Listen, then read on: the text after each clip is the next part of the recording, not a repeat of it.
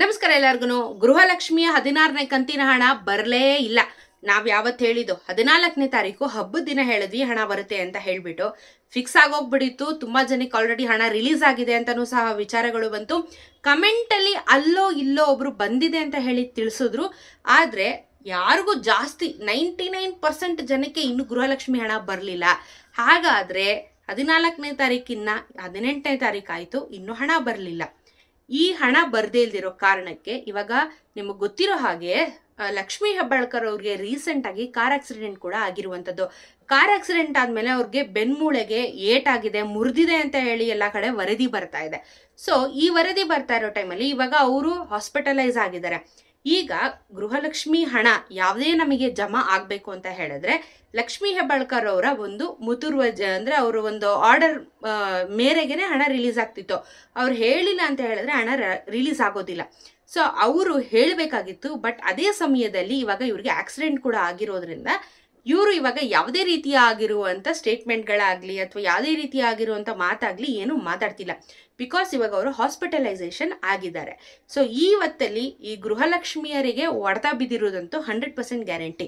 But ಇಲ್ಲಿ ಕೆಲವೊಂದಷ್ಟು ಚಾನಲ್ಗಳಲ್ಲಿ ಅಥವಾ ಕೆಲವೊಂದಷ್ಟು ನ್ಯೂಸ್ಗಳಲ್ಲಿ ನೋಡ್ತಾ ಇದ್ರೆ ಲಕ್ಷ್ಮೀ ಹೆಬ್ಬಾಳ್ಕರ್ ಅವ್ರಿಗೆ ಆಕ್ಸಿಡೆಂಟ್ ಆಗಿದೆ, ಹಾಗಾಗಿ ಇನ್ನು ಮುಂದೆ ಗೃಹಲಕ್ಷ್ಮಿ ಹಣ ಕ್ಯಾನ್ಸಲ್ ಆಗ್ತಾ ಇದೆ ಅಂತ ಹೇಳ್ಬಿಟ್ಟು ವರದಿಗಳು ಬರ್ತಾ ಇರುವಂಥದ್ದು.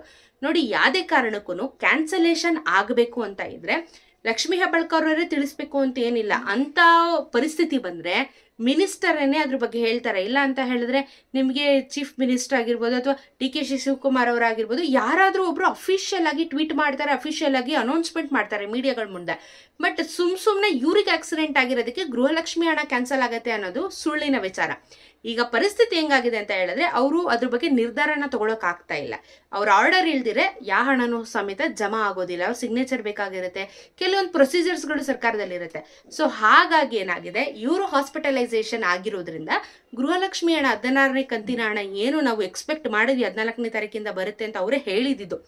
ಬರುತ್ತೆ, ಒಂದು 2 ದಿನ ಆಚೆ ಈಚೆ ಆದ್ರೂ ಪರವಾಗಿಲ್ಲ ಅಂತ ಅನ್ಕೊಂಡ್ವಿ. ಬಟ್ ಬರಲಿಲ್ಲ. ಈಗ ಸಮಸ್ಯೆ ಏನು ಅಂತ ಹೇಳಿದ್ರೆ ಇವ್ರು ಇನ್ನೂ ಎಷ್ಟು ದಿನ ಬೇಕು ರಿಕವರಿ ಆಗೋದಕ್ಕೆ, ಇವರು ಯಾವಾಗ ವಾಪಸ್ಸು ಕೆಲಸಕ್ಕೆ ಬರ್ತಾರೆ, ಯಾವಾಗ ಅಪ್ರೂವಲ್ ಕೊಡ್ತಾರೆ ಅನ್ನೋದೆಲ್ಲ ಕ್ವಶನ್ ಮಾರ್ಕ್ ಆಗಿರುತ್ತೆ. ಇವಾಗ ಇವರು ಮಾತಾಡ್ತಾ ಇರುವಂಥ ಚರ್ಚೆ ಏನಿದೆ ಅಂತ ಹೇಳಿದ್ರೆ ಈ ಗೃಹಲಕ್ಷ್ಮಿ ಸದ್ಯದ ಮಟ್ಟದಲ್ಲಿ ಇದನ್ನ ಬೇರೆ ಆಫೀಸರ್ಗೆ ಈ ವಿಚಾರನ ವರ್ಗಾವಣೆ ಮಾಡ್ತಾ ಇದ್ದಾರೆ. ಅಂದರೆ ಬೇರೆಯವ್ರಿಗೆ ಹ್ಯಾಂಡ್ ಓವರ್ ಮಾಡ್ತಾ ಇದ್ದಾರಂತೆ ಗೃಹಲಕ್ಷ್ಮಿದು. ಯಾಕಂದರೆ ಇವಾಗ ಆಲ್ರೆಡಿ ತಡ ಆಗಿದೆ, ಹೇಳಿರೋದಕ್ಕೆ ದಿನಾಂಕಗೂ ಕೊಟ್ಟಿಲ್ಲ, ಇವಾಗ ಮತ್ತೆ ಡಿಲೇ ಆಗ್ತಾ ಇದೆ.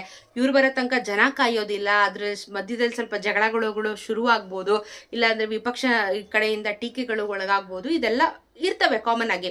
ಸೊ ಇದನ್ನ ಗೃಹಲಕ್ಷ್ಮಿಯ ಸದ್ಯದ ಮಟ್ಟಕ್ಕೆ ಇದನ್ನ ಬೇರೆಯೊಬ್ಬರಿಗೆ ಹ್ಯಾಂಡ್ ಓವರ್ ಮಾಡ್ತಾ ಇದ್ದಾರೆ. ಸೊ ಅವ್ರಿಗೆ ಹ್ಯಾಂಡ್ ಓವರ್ ಮಾಡಿದ ನಂತರ ಅವ್ರ ಅಪ್ರೂವಲ್ ಕೊಟ್ಟ ನಂತರ ಗೃಹಲಕ್ಷ್ಮಿ ಹಣ ನಿಮ್ಮ ಖಾತೆಗೆ ರಿಲೀಸ್ ಆಗುವಂಥದ್ದು.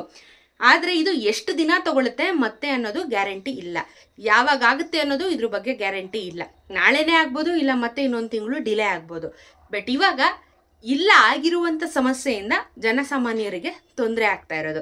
ಅಪ್ರೂವಲ್ಲೇ ಕೊಟ್ಟಿಲ್ಲ ಅವ್ರು. ಆ್ಯಕ್ಚುಲಿ ಒಂದು ಸಿಗ್ನೇಚರ್ ಹಾಕ್ಬಿಟ್ರೆ ಸಾಕು ಅಮೌಂಟ್ ರಿಲೀಸ್ ಆಗುತ್ತೆ. ಬಟ್ ಅವ್ರು ಹಾಕೋದ ಪರಿಸ್ಥಿತಿಯಲ್ಲಿ ಇಲ್ದಿರೋ ಕಾರಣ ಇಷ್ಟು ತೊಂದರೆ ಆಗ್ತಾ ಇರುವಂಥದ್ದು.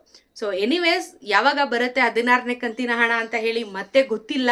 ಇವಾಗ ಏನಾಗುತ್ತೆ ಅಂತ ಗೊತ್ತಿಲ್ಲ. ಕಾದ್ ನೋಡೋಣ. ಯಾವುದೇ ರೀತಿಯಾಗಿರುವಂಥ ಸಣ್ಣ ಪುಟ್ಟ ಅಪ್ಡೇಟ್ಸ್ಗಳು ಬಂದರೂ ಗೃಹಲಕ್ಷ್ಮಿ ಬಗ್ಗೆ ನಾನು ಇನ್ಫಾರ್ಮ್ ಮಾಡ್ತಾ ಇರ್ತೀನಿ. ನಿಮಗೆ ಚಾನಲ್ನಲ್ಲಿ ನೋಡ್ತಾ ಇರಿ, ಪ್ರತಿನಿತ್ಯ ಅಪ್ಡೇಟ್ಸ್ಗಳು ಕೊಡ್ತಾ ಇರ್ತೀನಿ. ಸೊ ಆದಷ್ಟು ಬೇಗ ಅವರು ಹುಷಾರಾಗಲಿ ಅಂತ ಕೂಡ ಕೇಳ್ಕೊಳ್ಳೋಣ. ಒಂದು ಮಾನವೀಯತೆಯಿಂದ ಹುಷಾರಾಗಲಿ, ಅವರು ಚೇತರಿಸ್ಕೊಂಡ ನಂತರ ಹಣ ಏನು ಬರಬೇಕಾಗಿದೆ ಅದನ್ನು ಸ್ವಲ್ಪ ಕ್ವಿಕ್ ಆಗಿ ಕಳಿಸ್ಕೊಟ್ರೆ ಎಲ್ಲರಿಗೂ ಹೆಲ್ಪ್ ಆಗುತ್ತೆ.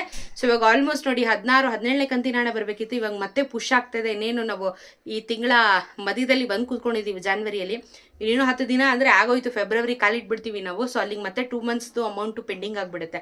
ಸೊ ಇಲ್ಲಿ ಸಮಸ್ಯೆಗಳು ಇದೆ ಜನಸಾಮಾನ್ಯರಿಗೆ, ಅವರು ಅರ್ಥ ಮಾಡ್ಕೊಳ್ಳಿ, ಹುಷಾರಾಗಲಿ, ನಮ್ಗೆಲ್ರಿಗೂ ಹಣನ ತಲುಪಿಸ್ಲಿ ಅಂತ ಕೇಳ್ಕೊಳ್ಳೋಣ.